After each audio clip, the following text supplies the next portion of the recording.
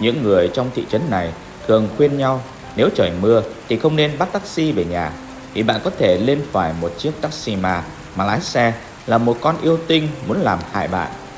Chuyện kể rằng yêu tinh vốn là một lái xe hiền lành tốt bụng.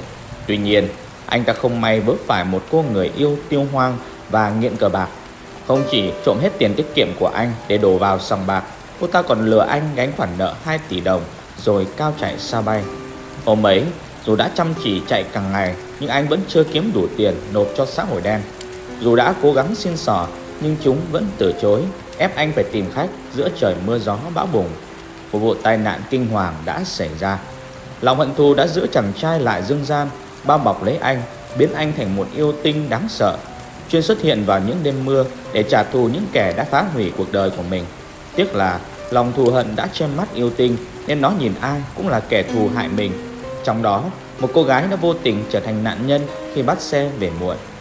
Do đó, mỗi khi trời mưa, người trong thị trấn thường đi bộ về nhà, nhờ người thân đón, đi tàu điện ngầm, đi bus, chứ không dám gọi taxi. Tuy nhiên, không phải ai cũng nhớ hay tin vào câu chuyện quỷ dị ấy, nhất là những người mới chuyển đến thị trấn giống Peter. Đêm đó, do phải xử lý thêm một số công việc nên cậu phải về muộn. Khi vừa bước chân ra khỏi công ty, trời đã đổ mưa lớn. Lúc này, các dịch vụ công cộng đều đã tạm dừng hoạt động. Peter gọi điện vài hãng taxi nhưng đều không có tín hiệu. Khi đang chán nản, cậu bỗng thấy tổng đài của một taxi lạ được dán ở bảng thông báo. Cậu quyết định gọi điện. Bắt máy là giọng một thanh niên khá trầm ấm. Sau khi tiếp nhận thông tin, một chiếc taxi đã xuất hiện trước mặt cậu sau ít phút. Anh ta còn đứng ra với chiếc ô để dẫn cậu vào xe nên cậu cảm giác khá hài lòng.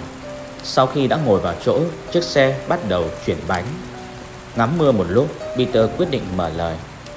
May có anh nhận máy, em gọi mấy chỗ liền mà không có phản hồi gì. Người tài xế lặng im một lúc rồi cất tiếng.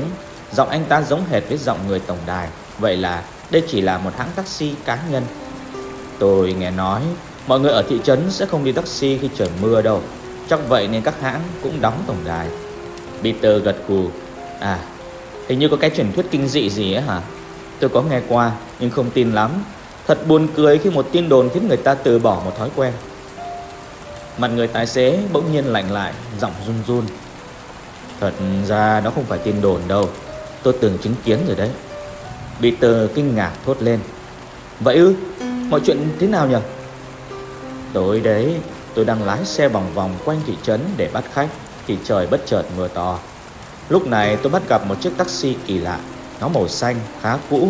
Tại nó cứ lúc ẩn lúc hiện trong mưa nên tôi khá tò mò. Tôi mới phóng lên quan sát mọi chuyện.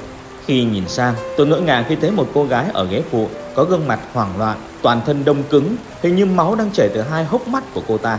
Sau đó, người tài xế quay sang nhìn tôi với đôi mắt đen sì, sâu hun hút. Gương mặt hắn trắng bệch và vô cùng đáng sợ. Tôi sợ hãi quay đi thì thấy chiếc xe biến mất hoàn toàn trong mưa luôn. Peter rùng mình trước câu chuyện của người tài xế.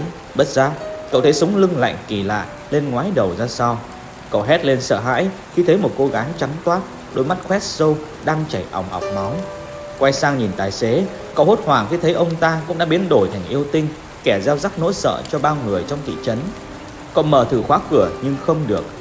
Yêu tinh khẽ khàng quay sang cậu, nhe cái miệng rộng ngoác với hàng loạt chiếc răng sắc nhọn còn dính đầy thịt tươi. Một mùi tanh nồng phả vào không gian khiến Peter vô cùng khó chịu. Cái cổ gã vươn dài ra, đẩy cái đầu về phía trước để tạo thành một cú tát nhanh gọn. Thế nhưng gã nhanh chóng nhận ra mình đã tát trượt. Ghế phụ hoàn toàn không có một ai. Thay vào đó, Peter đã ngồi phía sau với ma nữ tự khi nào. Tôi tưởng anh tìm được người tình thì phải biết dừng tay rồi chứ. Gã gầm lên. Người chỉ biết cái gì? Loài người toàn những kẻ xấu xa, chúng đều đáng bị trừng phạt. Người cũng thế thôi. Mái tóc người phụ nữ bỗng nhiên cử động như những con rắn quấn chặt lấy cơ thể của Peter. Cái đầu của yêu tinh cũng quay về phía sau, cái miệng nó há rộng, tạo thành một cái hố đen hút ma nữ cùng Peter vào bên trong. Khi gã đang tự đắc vì cuộc săn mồi thành công thì bỗng nhiên cơ thể đau quằn quại, như thể có hàng nghìn ngọn lửa đang châm vào cơ thể gã. Gã nhìn xuống dưới bụng, hãi hùng khi thấy một cái mõm cáo lửa xuyên qua cơ thể mình rồi nhảy vụt qua ngoài trời mưa. Trong khi chiếc xe và gã tài xế cứ thế bốc cháy và đi thẳng vào cánh cửa địa ngục.